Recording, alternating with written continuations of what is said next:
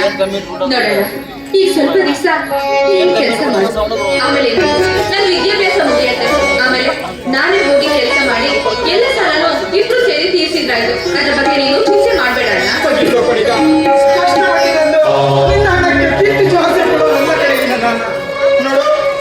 ನನ್ನಲ್ಲಿ ಇನ್ನೂ ದುಡಿಯೋ ಶಕ್ತಿ ಹಾಕಿದೆ ಅಂದಮೇಲೆ ನಿನ್ನ ಮುಂದಿನ ವಿದ್ಯಾಭ್ಯಾಸ ಮುಗಿಸಿ ಅದೇ ಹಣ ನಿನ್ನ ಮುಂದಿನ ಜೀವನಕ್ಕೆ ಮುಡಿಪಾಗಿಟ್ರೆ ಎಷ್ಟು ಸಾಕು.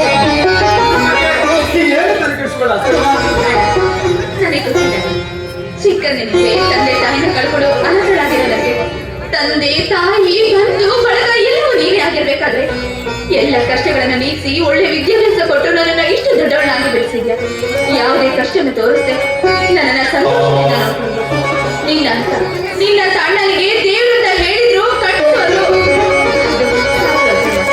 ನೀನು ದೇವ್ರ ಸಮಾನ ಅಣ್ಣ, ದೇವ್ರ ಸಮಾನ. ಮನುಷ್ಯನ ಜೀವನ ಅಂದರೆ ತಿರುವುಗಳು ಸಾಕಷ್ಟು ಬಂದು ಬರ್ತೇವೆ ಕಣಮ್ಮ. ಆದ್ರೆ ನಾವು ಆಯ್ದುಕೊಂಡ ಜಾಗ ಸರಿಯಾಗಿದೆ, ಹೆದರುವ ಅವಶ್ಯಕತೆ ಇಲ್ಲ ಕಣಮ್ಮ. ನೋಡು, ಈಗಿನ ಈ ಸಮಾಜದಲ್ಲಿ ಎಷ್ಟೋ ಚಿಕ್ಕ ಚಿಕ್ಕ ಮಕ್ಕಳು ಜೂಜು ಗಾಂಜಾ ಹೆಣ್ಣ ಅದು ಇದು ಅಂತ ಅದ್ರೆಲ್ಲ ತಮ್ಮ ಜೀವನವನ್ನು ಹಾಳು ಮಾಡ್ಕೊತಾರೆ. ಅದು ಯಾವಾಗ ಕೊನೆ ಆಗುತ್ತೋ ಅಲ್ಲಿವರೆಗೂ ಈ ಸಮಾಜ ಸುಧಾರಣೆ ತುಂಬಾ ಕಷ್ಟ. ಪ್ರತಿಯೊಂದು ಮನೆಯಲ್ಲೂ ಕೂಡ ಪ್ರೀತಿ ಅನ್ನೋದಿದೆ. ನಿನ್ನ ಕಾರಣ ಇದ್ರೆ ಮನೆ ಬೆಳಗುತ್ತಡಾಗತ್ತಣ್ಣ. ಒಬ್ಬರಿಗೊಬ್ರು ಯಾವುದೇ ರೀತಿ ಕಷ್ಟ ತೊಂದರೆಗಳು ಬರೋದಕ್ಕೆ ಸಾಧ್ಯವಿಲ್ಲ.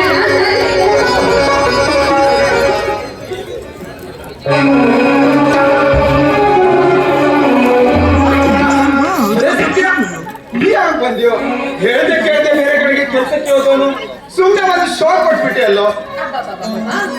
ಇಬ್ರು ಆತ್ಮೀಯ ಸ್ನೇಹಿತರು ತುಂಬಾ ದಿನದ ನಂತರ ಸಿಕ್ಕಿದ್ರ ಮಧ್ಯದಲ್ಲಿ ನಾನೇನು ನನ್ನ ಮಾತು ಈಗ ಏನು ನಡೆಯಲ್ಲ. ನಿಮ್ಮ ಮಾತನ್ನ ನೀವು ಮುಂದುವರಿಸಿ. ಅಂದ ಹಾಗೆ ನನಗೇನಾದ್ರು ಸ್ವೀಟೇನಾದ್ರು ತಂದಿದ್ಯೋ ಹೇಗೆ?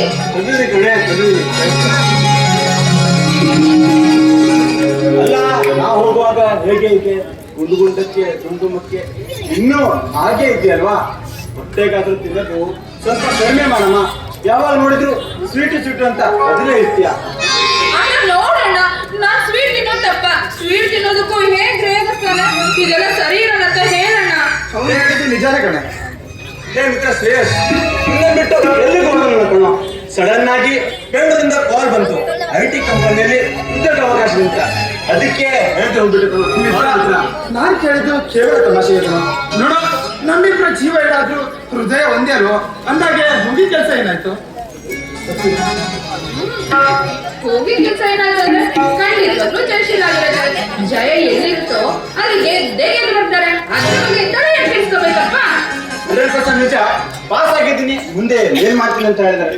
ನಾನು ಹೋಗಿ ಜಾಯ್ನ್ ಆದ್ಮೇಲೆ ನಿನ್ನನ್ನು ಕೂಡ ಖಂಡಿತ ಕರ್ಕೊಂಡು ಸರಿನಾ? ಅಲ್ಲಿ ಹೋಗೋದಕ್ಕೂ ಕೂಡ ಇಷ್ಟೊಂದು ಎಜುಕೇಶನ್ ಮಾಡ್ಬೇಕಲ್ವ? ಇದು ನನ್ನಿಂದ ಅಸಾಧ್ಯವಾದ ಮಾತು ಕಣ. ಶ್ರೇಯಸ್, ಎಜುಕೇಶನ್ ಬಗ್ಗೆ ನೀನ್ ಯಾಕೋ ಟೆನ್ಷನ್ ಆಗ್ತೀಯ? ನೀನು SSLC ರಾಜ್ಯಕ್ಕೆ ಪ್ರಥಮ ರ್ಯಾಂಕ್ ಬಂದ ಕಣ. ಯಾರಿಗೂ ಮಾಡಿದ ಸಾಲಕ್ಕೆ